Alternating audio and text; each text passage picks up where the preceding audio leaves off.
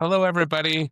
I'm Michael Kimmage, the director of the Canon Institute, and it's a pleasure and a privilege to introduce today's speaker for the long view. This is Mikhail Zygar, who is a writer, historian, and a visiting professor at Columbia University. And most relevant for us is the author of this recently published book, The Dark Side of the Earth, Russia's Short-Lived Victory over Totalitarianism, which is truly a remarkable book, and we're very glad to discuss it and have the chance to promote it here on the long view. So first of all, welcome, Mikhail. And I'd like to start with a question before we really get to the heart and soul of the book, with a question about genre, because the book is, I would say, um, creative and innovative in the way that it tells its story. On the American side, it reminds me of the literature of John Dos Passos. He has a famous trilogy from the 1930s called the USA trilogy that combines a kind of reporter's eye, reportage, newspaper headlines, but also impressions and sort of vivid images of big events. And it reminds me also, this is, I don't know if it's ironic or not, but it reminds me as well of John Reed's famous book, 10 Days That Shook the World, which is an eyewitness account of the Russian Revolution, sort of very famous English language book that tells the story of the Russian Revolution in images as much as it does in events and personalities. But whether or not Dos Passos and John Reed were inspirations for this book, I'm not sure which inspirations you used. I wanted to start with the question of genre. How did you decide upon this genre, and how did you make it work? A very chronological book, a very image-driven book, and a very vivid and impressionistic book as well. So let's start there with genre. Thank you, Michael. And first, thank you for having me. It's a great honor for me to be part of this conversation. Um, Speaking about genre, usually I call it a jigsaw, Hmm. but I love that you describe it as the impressionist book because yes, it was. It's always very important for me uh, to write about the people and their stories rather than about political process. Although I don't think that it's fair to compare it to John Reed's book because it's not about 10 days, but about 30 years. Yeah. So yeah, it's a huge saga about 30 years of the last years of the Soviet Union. The 30 years of the last Soviet generation, starting from the moment when there was the highest peak of the Soviet civilization, from Gagarin's flight to space to the end, to the collapse of the Soviet Union. But I was not writing about the political evolution of the Hmm. Soviet state, but rather about personal choices. So yeah, that's the impressionist saga about personal choices and personal decisions of hundreds, if not thousands, of different people. Because I think that's how history really works. Hmm. I don't believe in any predetermination or in any that any country, any empire, any society is doomed to have this or that system to be totalitarian or to be democratic. I think and we can see it from this book that it's always the consequence of the certain decisions and certain moral choices taken by the people. So I was trying to make this very thorough research and very artistic combination of different stories of certain people. Some of them are politicians, some of them are decision makers, some of them are opinion leaders, the stars, the artists or rock stars, adored by generations of Russians, or not only Russians. But I was trying to show that what people believe in is it's probably the most important, what shapes their vision of the future and what shapes their future.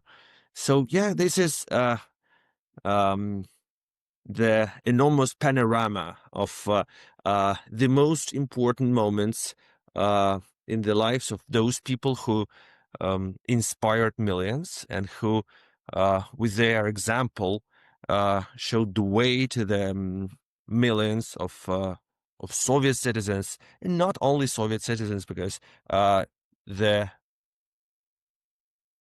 the end of the Cold War obviously affected people all around the world.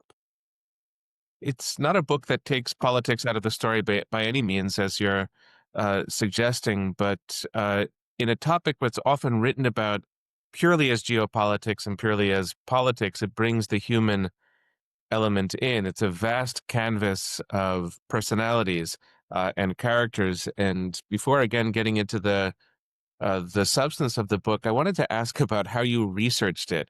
There's a personal element in the book that I'll ask about a little bit later, but it weaves together so many stories, often in ways that are ironic and surprising, and the reader himself or herself can't really judge where it's gonna come out. There's that sort of element of surprise that's in a story that's very, very familiar to us, the late stages of the Soviet Union, collapse of the Soviet Union. And so you bring back the human and you bring back the element of surprise and all of this. And I'm curious, it's not a book of archival research as far as I know, although it may be. It seems to be a kind of collective biography in some ways, but also the story of a country's evolution. So I'm curious, when you sat down to write the book, or before you sat down to write it, how does one research a book of this kind? It's a work of history that, to me, again, is just so unique in the style and genre that it represents. Mostly it was based on my interviews. Mm. It took me almost 10 years to interview all those hundreds of people, and I started it. Luckily, I started it well before the beginning of Russia's invasion of Ukraine, so I had a chance to travel across the former Soviet Union and to interview a lot of people from that past era. I was interviewing the former Politburo members and former first secretaries of the Republican Communist Party central committees and the former leaders of the pro-democracy movements or pro-independence movements in different republics. And one of the important ideas for me was to draw this decentralized picture, because mostly when we read about the collapse of the Soviet Union, we are very precisely focused on Moscow and Kremlin and Gorbachev and Yeltsin, and that was not my objective. So yes, I spent a lot of time with Mikhail Gorbachev. I started interviewing him when he was still healthy and could talk, and was still alive. I spent many hours and weeks and months with people from Boris Yeltsin's inner circle, like Gennady Burbulis, the former Secretary of State, who was my weekly partner for discussions. I spent several years meeting him every week at least, discussing every day and every minute um, of that story. But I traveled. But my very important goal was to have the possibility to watch through other different lands, to see how that story looked from Vilnius and Riga and Tbilisi and Yerevan and Baku and Kiev and Minsk, also from Warsaw and Beijing, for example. So yeah, it was mostly based on hundreds of interviews with all different people, with relatives, um, uh, with cultural figures, with rock stars and filmmakers, um, but and of course there was some part of archival research, because we know a bit more right now because few documents have been declassified during the last years, and yes, I had to analyze a bunch of memoirs, historical texts, a bunch of interviews, bunch of um, books written by the main characters. Like, I didn't have a chance to interview Sakharov, but Sakharov made or Solzhenitsyn, although I met their families. But both Sakharov and Solzhenitsyn left amazing memoirs and very sincere testimonies of those years. I do want to ask about both of those figures, Alexander Solzhenitsyn and Andrei Sakharov, because they represent different worlds within the world of the Soviet Union, and different impulses in the later chapters of the Soviet Union. But I'd like to begin where the book itself begins. You describe it as a 30-year chronicle of the Soviet Union's final chapter. The world of the Soviet Union, when you begin this book, um, is what in your view? I mean, there are sort of many possibilities that are latent within it. There are things that are changing in the Soviet Union of the 1960s. It's not a static world that you describe. You have totalitarianism in the title of your book, but it's not a kind of frozen totalitarianism. Maybe that's a stereotyped idea of totalitarianism in the first place, but it's not a frozen country. It's a country that is in certain ways moving, or at least moving under the surface. But I was hoping that we could begin with the Soviet world of the 1960s and how you understand it. Yeah, I think it's very important that I start with a thaw, with Khrushchev's thaw, Literally, yeah. and the book ends with another thaw, at least from today's point of view. Gorbachev's perestroika looks like the second thaw, and from this day, if we're it's a simplification of like a primitive approach to Russian history, which is actually rather popular among Russian immigrants these days.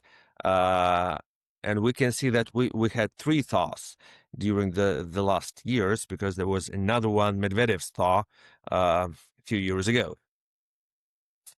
But I always believe that nothing is predetermined, and there was a possibility every time for any thought to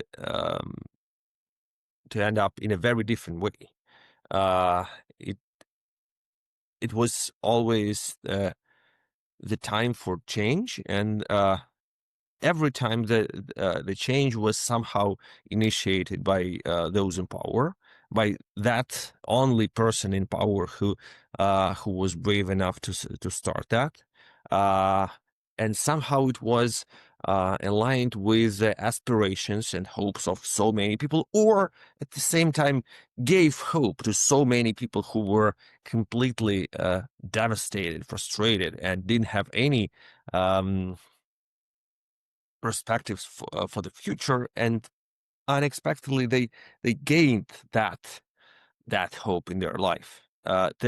Their life stopped being a dead end, uh, and I think that precedent, that period of the 60s, shaped the generation that defeated the Soviet Union. I must make the disclaimer that there are three subtitles, three different subtitles for this book, because American version, British version, and Russian version have all different subtitles. Um, all of them written by me, but different publishers chose different angles, and the American subtitle with the word totalitarianism is not the only way to see what this book is about.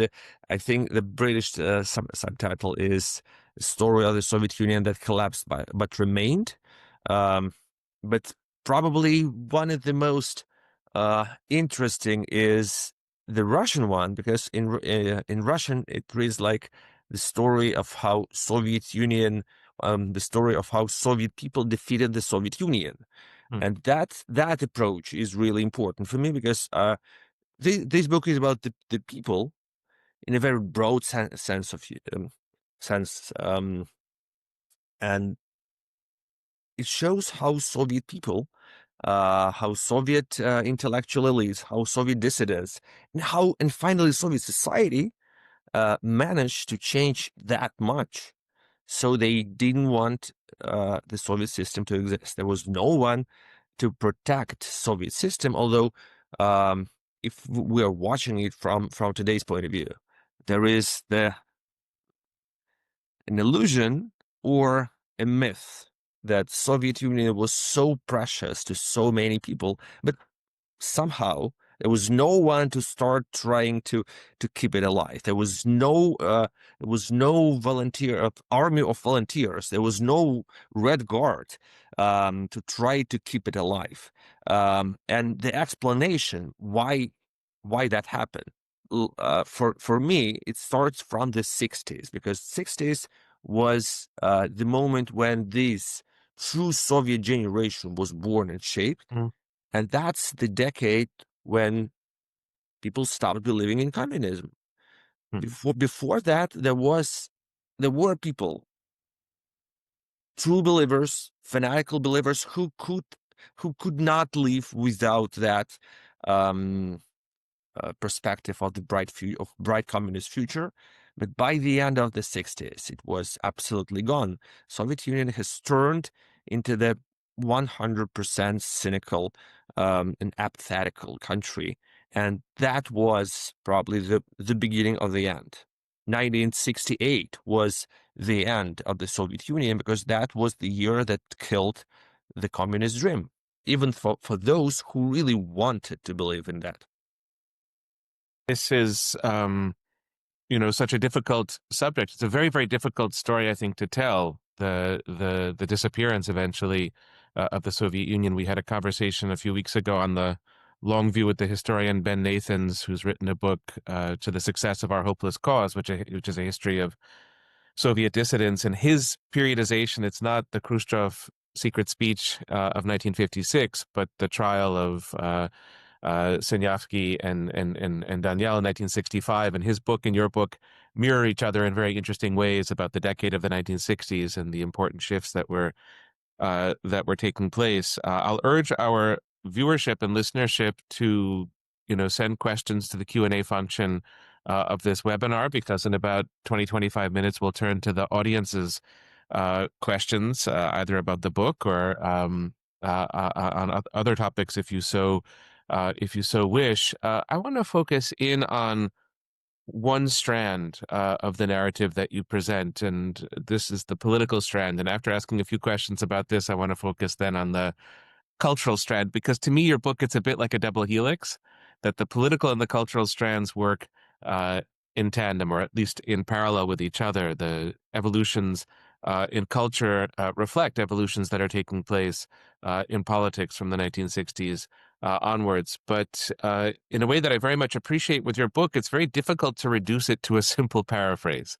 There's a kind of complexity to the book that comes out through the different figures, almost characters, that you focus on. So I want, with the political side, to ask about three in sequence. To start with Andrei Sakharov, who I think is a very important figure in the book, to proceed to Mikhail Gorbachev, who's Sakharov-like in some ways, and then I have a question about Alexander Solzhenitsyn, because that's not maybe the core narrative of your book, but it is an important sub-narrative. The core narrative seems to me more the Sakharov Gorbachev. So to start with Sakharov and the story that you're able to tell through him, I would like to start there, and then to ask about Gorbachev, and then about Solzhenitsyn.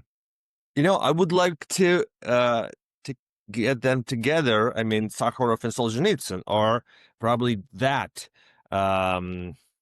pair is the most important for the book, because they are obviously the founding fathers of two different camps, and till now we still have that Solzhenitsyn's approach to Russia's future contradicting Sakharov's approach, and in a way the best ideological grandson for Andrei Sakharov is late Alexei Navalny, and Navalny was quoting Sakharov a lot. especially in his later works. And Sakharov is the person who really believes that Russia is a normal country. There is nothing exceptional about Russia. There is no unique Russian soil. There is no Russian mm, specific spiritual. There are no Russian values and no Russian ideas. Russia can and will be a democratic country just as any other country. Sakharov thinks, and Navalny repeats after him, quoting his great predecessor.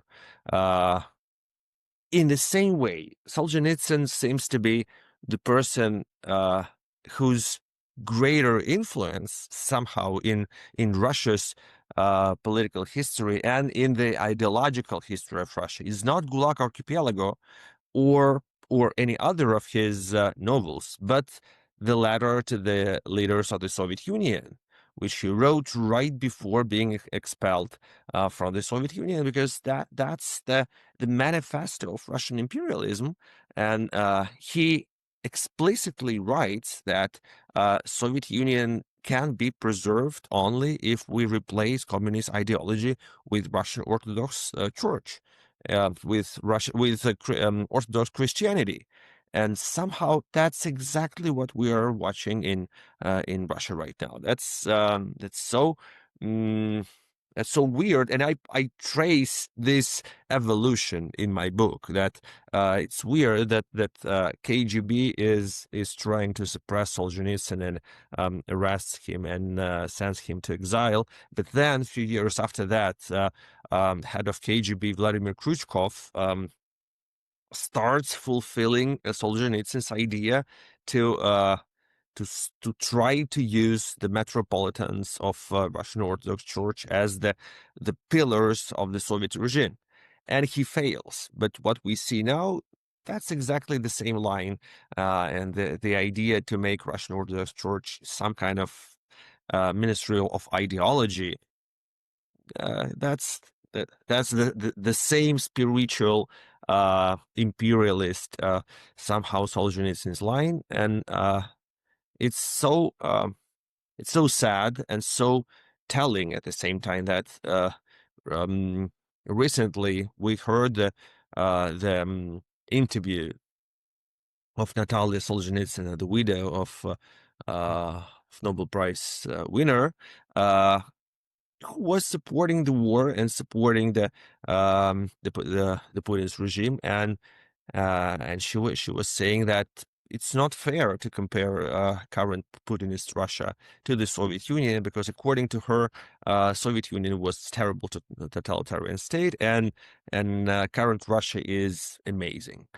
So yeah, it's I think that um, that pair, Sakharov versus Solzhenitsyn, is very important, and I've got that amazing episode, amazing dialogue, which is more or less well known, but I think that's one of the most important and the most symbolic scenes in the book, when Solzhenitsyn asks Sakharov and his wife Yelena Bonner to come to their dacha.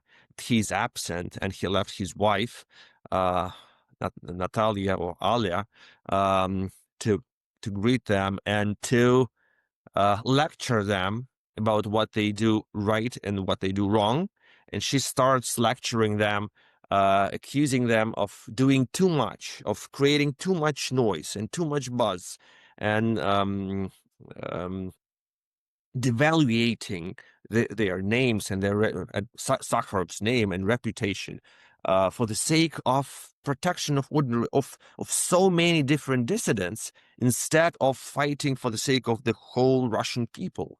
And that's the emotional reaction of Yelena Bonner, who says, I don't give a shit about Russian people. And you, every morning, you cook oatmeal to your kids, but not to the whole Russian people. And I think that's a very important and symbolic dialogue, and two very different approaches. Individuals or collective value of the whole Russian imaginary people or imaginary empire. I mean, yours is a book of tensions, sometimes among individuals or different groups, but also, of course, state society, and different perspectives. We'll get to the, sort of present moment and take your book beyond the 1990s because I think it's irresistible. One has to take the book forward. I could also imagine, in a way, projecting your book backwards onto the 19th century, and a lot of the tensions that you describe in the 1960s and thereafter. One can witness in political and intellectual debates in 19th century Russia. It's just one of the many ways that your book does not stand still. It goes backwards and forwards often at the same time. One of the many remarkable features of this book. I do want to ask directly about Gorbachev, and it seems like to me Gorbachev is among the most difficult figures uh, to write about. He's a very difficult figure to characterize. I mean, what could put forward two caricatures that are not the portrait that you draw of Gorbachev, but there's sort of the German caricature of Gorbachev as this brilliant humanist who only does good. And then, of course, there's a post-Soviet caricature of Gorbachev, which is sort of a Kremlin-promoted caricature of the person who let the empire slip between his fingers and a kind of fool and somebody who is just politically incapable. Your book doesn't give us either of those two caricatures. Gorbachev is a figure of great complexity in this book, and so I'd like to ask just your thoughts about that. How you draw this portrait. He is among the most pivotal figures in your story, I would say. Yeah, absolutely. And he's an amazing human being. I was happy to talk to him quite a lot. And I've always had very mixed feelings about him because he was obviously a person who managed to rewrite his own memories, and he edited his recollections, and uh, he deliberately erased everything from his memory what Mm. contradicted the mainstream line. He wanted to believe that uh, he had always been a freedom fighter and reformist, some kind of Václav Havel, and he had never been Soviet dictator. And it was interesting. I remember that once I was trying uh, to get through this shell he constructed for himself, and I started asking him about Ceausescu and what he had felt when he had learned that Ceausescu was executed, uh, and he could not respond. He went blank. He could not remember that moment. He deliberately exterminated that memory from his mind. But as I had a chance to learn about him, about his personality, not only from our conversations, but from a lot of different sources, including uh, memories of the people who were close to him. Um, he was a very complicated human being, and the fact that he was human being like first and politician second was very important. Probably one of the most important phrases I've heard from him was that he had known that he knew that if his hands had been covered with blood, his wife Raisa would have never went to bed with him. Um, uh, that was really important. He loved his wife much more than he loved power. And for him, being a good person in the eyes of his wife was much more important uh, than anything else, than being an effective ruler. He didn't want to be ruler. He wanted uh, to be the man of values and integrity. Uh, Not because that was how he was shaped. No, he was shaped by race and much more. He was not the person of he had higher education, but his education was not amazing. Her education, she was philosopher. She graduated from School of Philosophy of Moscow State University, and her classmates were superstars of Soviet philosophy or sociology. So she was the mentor behind him, and that was his luck, because by the moment he got there, by the moment he became the leader of the Soviet Union, he didn't have any point of view in his life. He didn't have any principles, and that was the only possibility for a person to climb that far. He he was tabula rasa. And the moment he realized that he needed some principles, he needed some values, he needed some kind of strategy, was the moment when he was already there. And so Raisa, and then Alexander Yakovlev, his advisor and mentor, and probably one of the greatest intellectuals of the late 20th century, were the people to make him a politician we know him. Yes, and I didn't know before reading your book about Gorbachev's speech patterns and how he kind of comes off as a bit less than polished and a bit less than Oh uh, yeah, not oh yeah. uneducated, of course, but a man from the provinces, as opposed to Raisa, who had the more sort of impeccable language of the national capital, and yeah, that's a sort of a remarkable detail of Gorbachev's of his political persona. I want to switch to the other side of this double helix of politics and culture in your book, and to ask about two figures, both of them musicians. I think one probably better known to non-Russian audiences than the other, because she's a prominent figure in the present moment. But the first is Boris Grebenshchikov and his band Aquarium, and the second is Alla Pugacheva. And a lot also rides on the work that these two figures do. Pugacheva perhaps more a product of the Soviet system, at least on the surface, although always a quite independent spirit, and Grebenshchikov, who comes out of the world of the Soviet counterculture, and then in the 1980s is becoming a bit more mainstream. But let's start with Grebenshchikov and then go to Pugacheva. But Grebenshchikov is just a fascinating figure. He goes to the West, and you might imagine him stereotypically sort of falling in love with the West as a rock and roll star, but it doesn't happen. And he goes back to the Soviet Union, or I think even to post-Soviet Russia in your description, and prefers the audiences there and the ambiance of what it was to be a performer of his kind in the Soviet context. I don't think that he had very pronounced political views, as far as I recall from your book, and yet there's a kind of political meaning that attaches to him. So to ask first about the figure of Grebenshchikov and what he signifies for you. I think he had a very symbolic arc, and this story, so in a way, he's Gorbachev's doppelganger, or like he repeats the root of the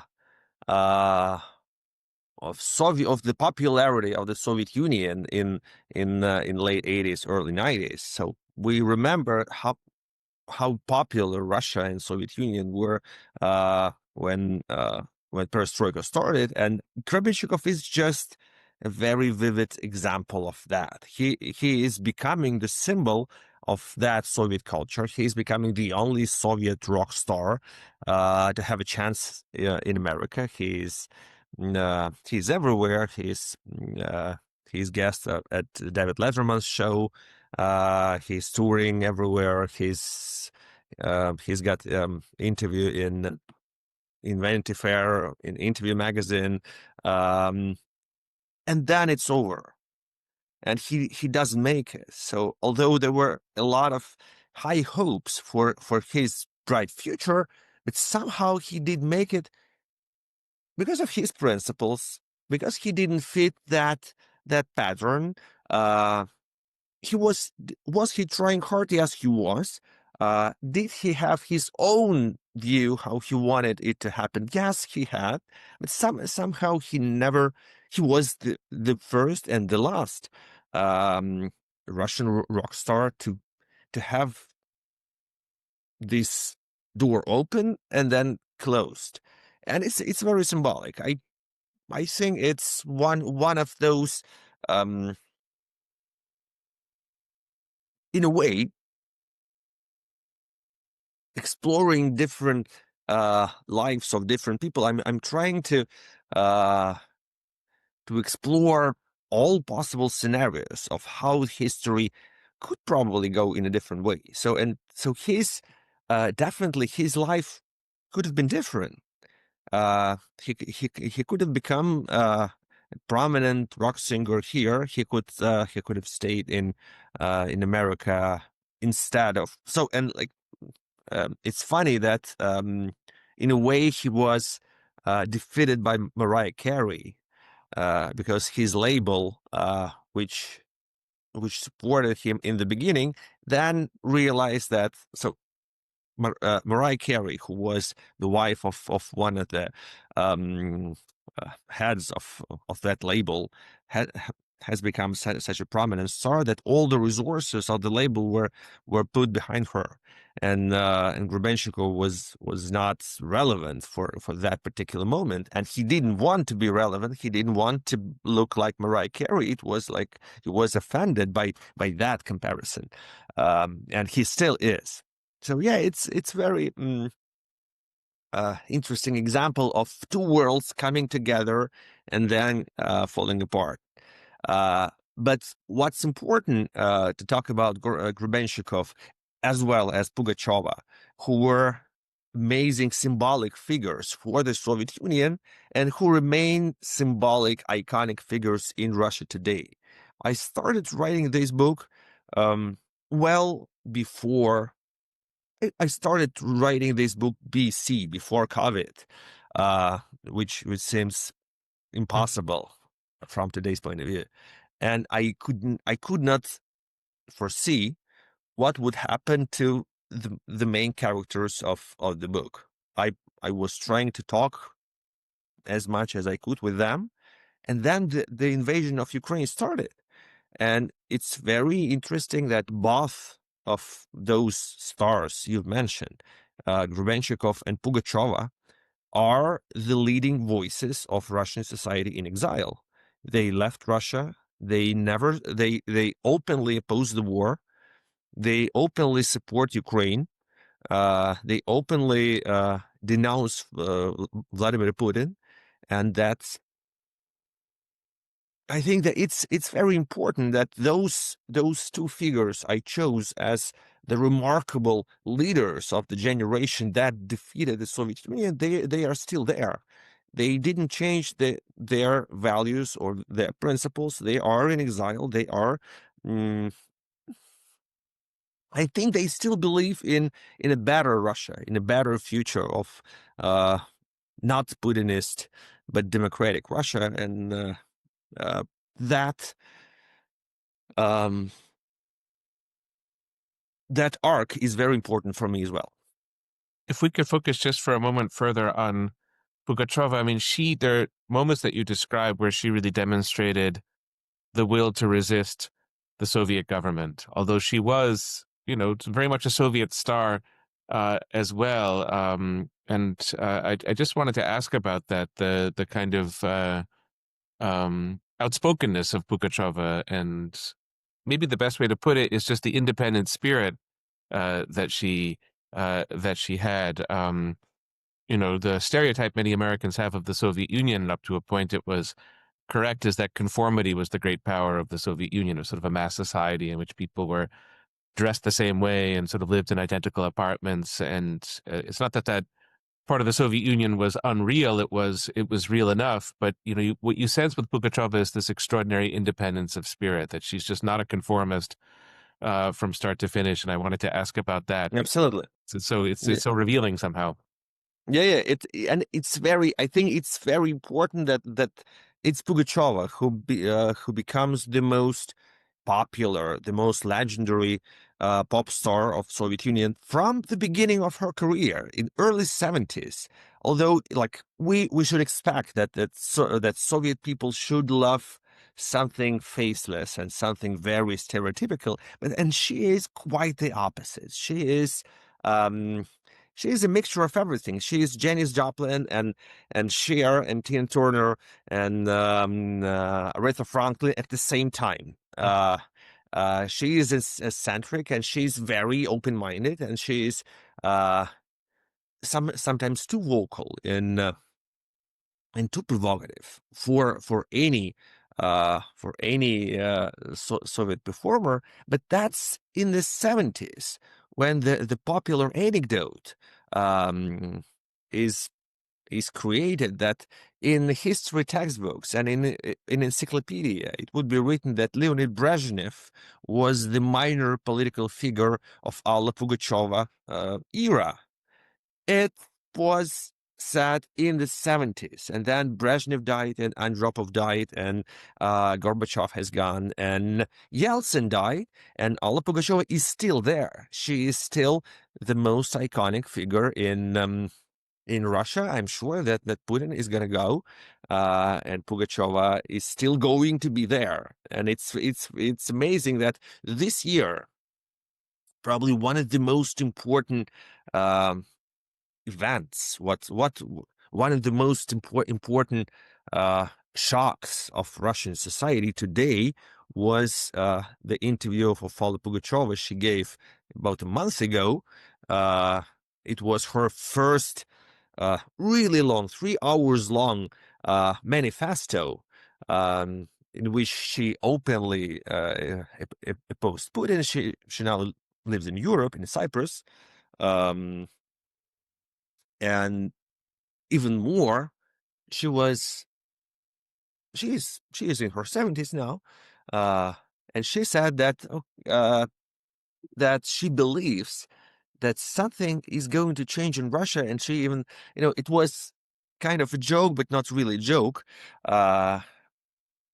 She hinted something like that. Okay, let's watch what's going to happen in 2027. I'm a witch, I can see the future, she said. So yeah, 2027 is going to be the crucial year. So for many for many Russians who know her from their childhood or before they were born, she was the biggest star.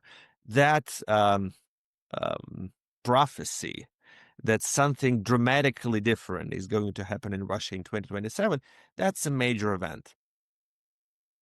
So I'm delighted to see the questions from our audience, the many questions already, and they're good questions, and I'll turn now to them. Please do continue sending them in if you wish. We'll see sort of how many we can get through by a quarter past the hour here. But Mikhail, lots of compelling questions for you to address. So the first is how your book, The Dark Side of the Earth, how it relates to your previous books and where it fits in the continuum. Again, I would say stylistically, it seems to me like a new departure, but of course, there's thematic continuity with your previous writing. So, where does this book fit on the continuum?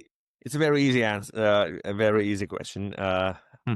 It's the second part of my trilogy, because I had the book called the Empire Must Die, which was the book about the collapse of the Russian Empire, and it was also a very long book about the first 17 years of the 20th century. It started with excommunication of Tolstoy from Russian Orthodox Church till the revolution of 1917 and Bolsheviks winning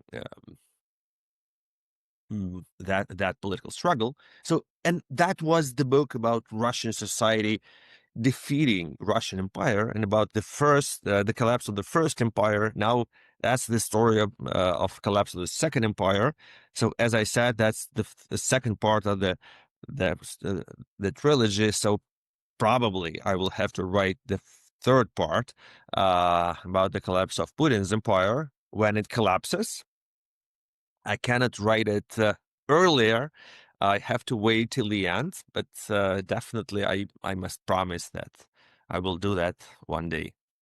And there's also the project that you did in 2017 of capturing, recapturing the flow of events in 1917 and looking back to the revolution. That seems also connected to the current book, I would say, to a degree in terms of style, because one of the strongest elements of your book narratively is just the passage of time.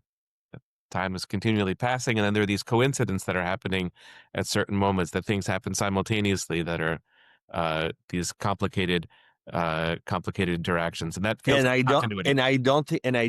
I never think that it's a coincidence. I think that's the context. Because when people take decisions, they know about what is happening in the world. They hear the news. It influences them a lot.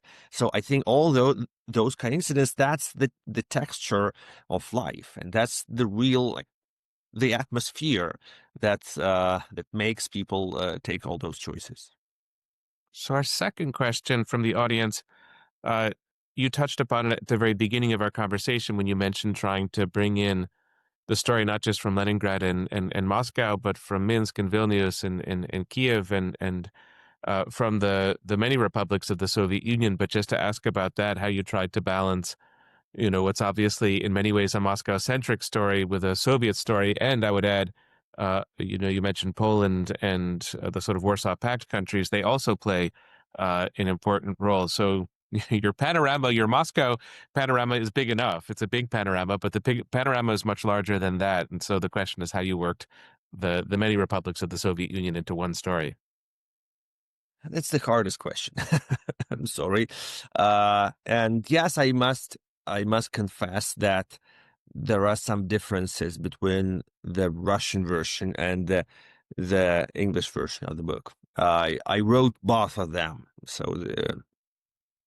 and they are really two different books because I could not have all the storylines in the English version. I could not overload my readers with a lot of with that complexity of the Soviet Union, but I deliberately did it with the Russian audience, and I have all the stories about all possible important stories about Moldova and Belarus and Kazakhstan and or Volgograd, the regional revolution in Volgograd in 1990, which is not known to the major public, but all those uh, mm, minor or major uprisings in the Soviet Union and all those centers of the free thought were really important for me. And it was really hard for me to pick the major storylines I could not sacrifice, but at the same time for the American version I had to shorten. I must admit I had to shorten the manuscript a lot. So yeah, it was the biggest dilemma for me what to keep. I definitely had to keep all those important stories that influence our life today. So there is a very thorough description of Nagorno-Karabakh and the beginning of the conflict between Armenia and Azerbaijan. And I traveled a lot there. I interviewed a lot of people who participated, who were members of, including the first Armenian president, Levon Ter-Petrosyan,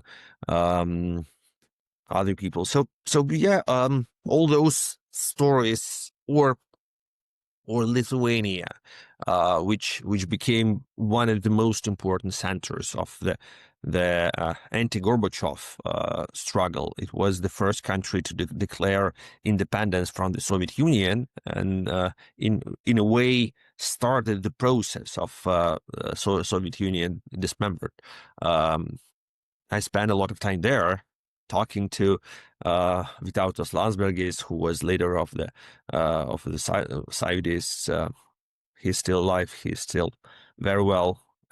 I had great pleasure in talking to him. So yeah, it was a very hard choice. Another question from our audience is about the Russian version of the book, which you've mentioned, apparently longer than the American version and with a somewhat different title. And the question is what the reaction has been from readers who encountered the book in Russian, or perhaps from Russia itself. What the reaction has been. The title itself, "The Dark Side of the Earth," is the same. I don't think that it's that enough time has passed to learn the reaction. Probably the first reaction I can boast with is uh, it happened yesterday. Yesterday, I learned about a new criminal case opened against me in Moscow. So probably that's the first reaction from that part of the audience. Um, it means that they value, they appreciate my work. I'm I cannot say that I'm happy, but yeah, it's interesting that's the only kind of feedback you can get from Russia. At the same time, we that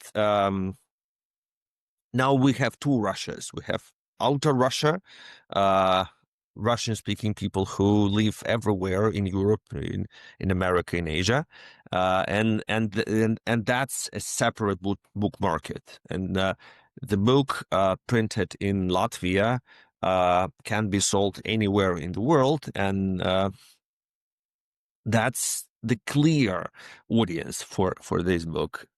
The inner Russia is something more complicated, and I do hope that I will be able to print to publish the book there. We are working on that. It's going to be hard, but I think it will happen early next year.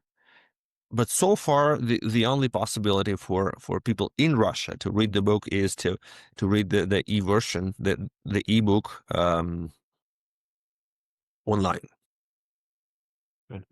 Um, this question takes us to the time after your book, and since you've mentioned it as a part of a trilogy, or possibly a trilogy in the future, sort of starting with the Bolshevik Revolution, um, the big thaw of the 1930s, and then, or 1960s rather, and then subsequent thaws after that. This is the question about the loss of liberal Russia, or the loss of the Russia of the 1990s.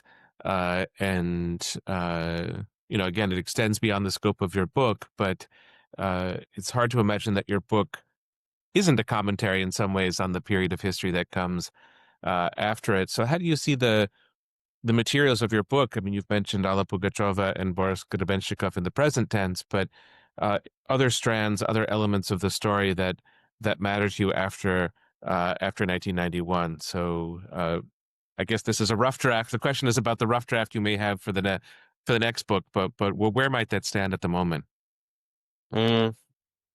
It's clear that, and I deal with that question in this book, as obviously why Russia failed to become a proper democracy, why Russian founding fathers were not real founding fathers, and um, they could not launch any real democratic institutions.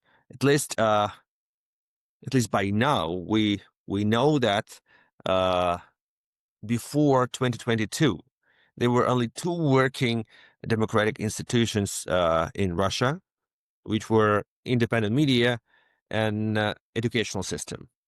It was clear that these two were very were controlled by the society rather than by the state.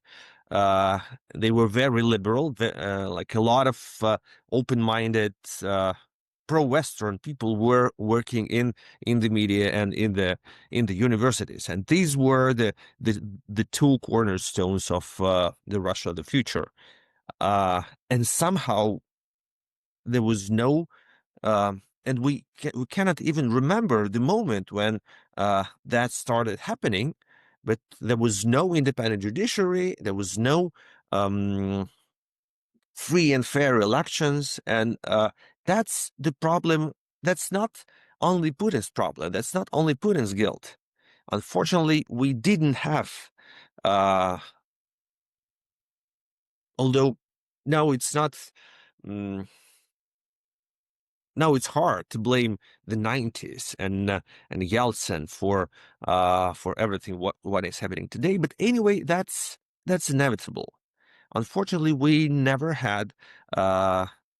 used that chance, or those people who were running Russia. And I write about that in the book, about Yeltsin's team and about their plans and how his team was designed and what were the aspirations of that team.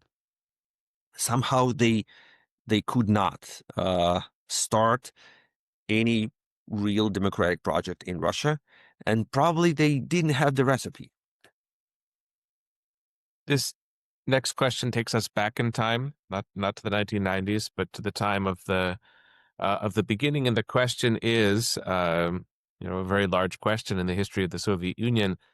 Why begin in the 1960s? Why begin in 1968? I know that you've addressed this already, but perhaps you could speak further on, again, the significance of the 1960s, this decade, this moment. Maybe we could ask the question negatively: why not start with the secret speech of Nikita Khrushchev in 1956, or why not start perhaps with the financial crisis of the Soviet Union in the late 1970s? You do have a lot of choices. It's true when talking about the end phase of the Soviet Union of places to start. So again, the question, I suppose, is why in the 1960s or why in the late 1960s? Or perhaps the question is also, why was there such ferment? Why was there such change percolating beneath the surface of the Soviet Union in the late 1960s? It's I don't really know how to answer the question why didn't you do that? It's always probably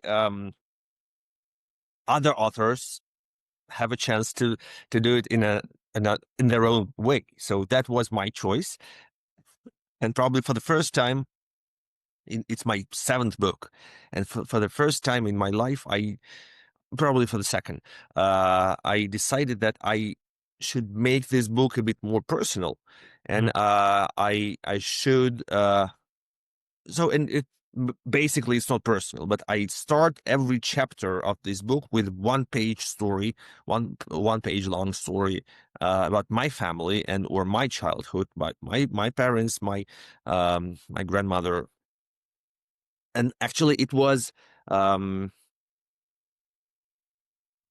it was not my initial idea. I decided to do that when the book was already written. But last summer, my mother died in Moscow, and I could not go there for her funeral because of my criminal case. And somehow and that's led me to a lot of reflections about her story, about my life, and the life of Russian society, and different examples of classical Russian tragedies. And somehow I felt some kind of obligation to leave some space in my book for my own family. So yeah, it's very subjective choice. I had my characters, although it's nonfiction, but I was choosing those characters and intentionally did not pay attention to others. A lot of Russian readers of this book accuse me of ignoring, for example, Sergei Dovlatov, who is the beloved author by Russians today, or, for example, for not paying enough attention to Joseph Brodsky. But that was my choice. I cannot, and I don't think that I should explain why I did that. I really thought that I was writing about this generation, and the beginning of this generation was Gagarin. I wanted to start from the highest point of the Soviet Union. I really think that Khrushchev's speech was important, and it was like the closing act of the previous season. The first act of this season was the high point. Yeah, I would return, to the point about John Dos Passos and his great, also actually a trilogy, the USA novels, which are very historical in nature, and they reinforce, as your book does, the personal dimensions to history. There's a section in that novel called The Camera Eye, where there's this highly personal way of looking at historical change, and that I was reminded of that when reading these italicized passages at the beginning of your chapters, where it would be a family story or a story from your childhood or sort of early, from childhood or from teenage years, and the effect is very, very interesting on the reader, that you would, as a reader, have to kind of connect the personal with the sweeping and the historical. Mikhail, these last two questions are quite specific, but let me pose them to you. And if we don't have further questions, we'll make these the last two. And one is about the role of coal miners and strikes and labor unrest that came from coal miners. I frankly can't remember if that figures in your book, but if it does, why? And if it doesn't figure in your book, why not? I suppose. So a question about coal miners. Um, it's a very hard question because I don't really remember if that part stayed in the English version, because definitely it is in the Russian version. But I had to, as a sculptor, to remove everything what sticks out. So I'm not really sure that I decided to keep. But this is a very important story, and I I can tell about it from the perspective of the person I've already mentioned, Levon Petrosyan, the former first president of independent Armenia and the leader of Karabakh Committee, the leader of the first oppositional political party in the Soviet Union, which was the oppositional movement in Armenia. And for him, um, he was saying that he didn't have any hope that protests against Soviet Union could be successful before the coal miners movement, because before that he saw the real proof that only national republics were trying to protest, but Russia itself seemed to be solid and stable. And when he saw that coal miners in Siberia start uprising against Gorbachev's regime, that was a clear example that no, it's happening everywhere. It's not only about Armenia and Lithuania and Ukraine. Russians are revolting as well. And it was a very clear sign and a very clear push for everyone.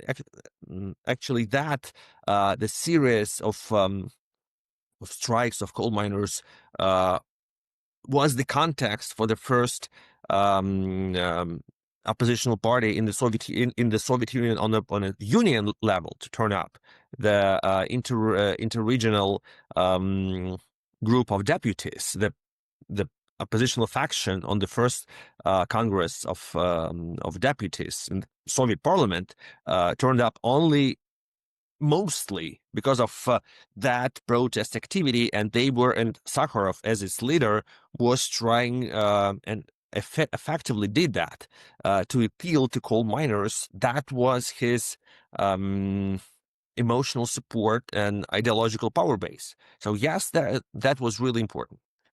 It provides a good transition to our final question, because of course the proletariat is one of the classic protagonists of the official Soviet story.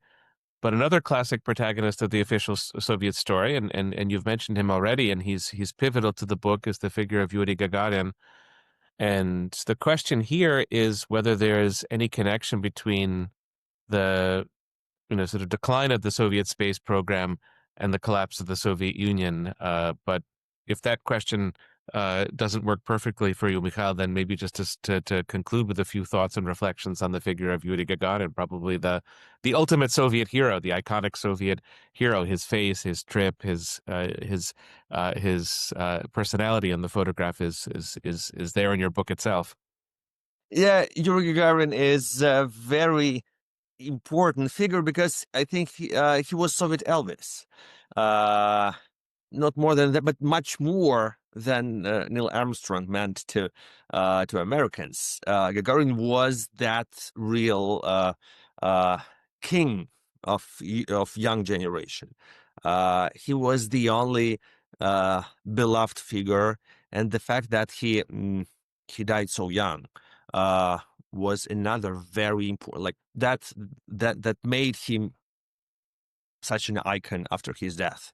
Uh, and yes, throughout my book, I have all those stories of different cosmonauts and different how Gagarin's peers, how his friends and his and younger generation of cosmonauts were used by the state. They were trying to find their way how to deal with the Soviet Union, and it's very symbolic that the last person to be a Soviet citizen was Yuri Krikalev, Soviet cosmonaut who was lost in space. Right. Who, yeah, he went there to the Mir um, space station before Soviet Union collapsed, and they could not bring him back. And they asked him to stay there for 6 months longer. So he left Baikonur, Soviet Union, came back to Baikonur, independent Kazakhstan. He left when his native city was called Leningrad, and he came back when it was called St. Petersburg. He came back to a different country, and it's amazing that after coming back, he was saying that actually nothing really changed. The real change I saw from space is when the waiter uh, uh, is replaced by spring, and then summer happens, and then fall starts, and that's the real change that influences all of us and all those countries and state borders. That's not that significant. I think that's a very simple, at the same time very different approach of few people who a few um, homegrown philosophers who had the opportunity to see this planet from space. I had a privilege to spend a lot of time with Alexei Leonov, one of the legendary Soviet cosmonauts and the first person to make a spacewalk. And he was probably the most prominent philosopher among Soviet cosmonauts, and definitely the person with a very humanist approach. Never a supporter of the Soviet system, never a supporter of any kind of totalitarian system, and a very person of democratic integrity, just because he was there and he saw this world from a very different point of view, from a very different angle, and that changed him forever. So yeah, I think this in having a possibility to have a very different perspective, very different from the point of view we used to have, or we're very, we know everything. We know everything about everything. But having just a short moment when we try to use completely different lens, to use completely different angle, that could be a life-changing experience. Well, those seem to me like nice words on which to conclude. I had forgotten that your book ends in space until our questioner and you reminded me of it. And it almost ends with a metaphor of time travel, a person who leaves one country and then returns to another, and perhaps that metaphor describes something of your own method and approach to historical writing and to historical thinking, time travel into many different domains and in many different directions. I would like to, once again, I could point either on the screen or sort of here to recommend to our viewership this utterly remarkable book, which opens so many questions and provides fresh interpretations, really, of so many things, even if the overall story is one that's broadly familiar. So, thank you so much, Mikhail, for joining us Thank today you. on the Thank you Long so View. I hope much. we'll have you back soon, and we'll look forward to the third installment of the trilogy when it comes. Yeah, it's going to take time. Thank you so much. Thank you.